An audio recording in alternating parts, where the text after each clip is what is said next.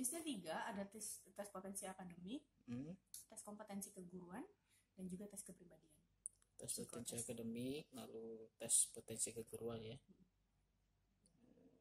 Keguruan dan kepribadian ya. Ya, tes kepribadian. Itu hasil tesnya langsung keluar hari ini? Ya itu kita lembur, kita koreksi. Karena kan kita dijadwalkan tanggal 18 wawancara ya. Jadi diusahakan itu selesai hari ini atau sampai besok, karena kan itu judgement akhirnya juga nanti saya dari psikolog ya. Jadi saya ada satu lagi itu psikolog yang menjudge dari kepribadiannya, nanti mau disarankan, dipertimbangkan atau tidak disarankan gitu. Jadi hari ini mereka input data, nanti secara kuantitatif sudah dirangkum, nanti kita judgement lagi secara kualitatif.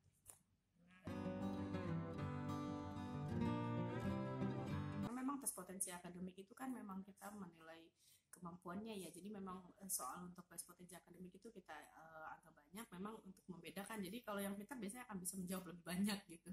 Itu kan juga ada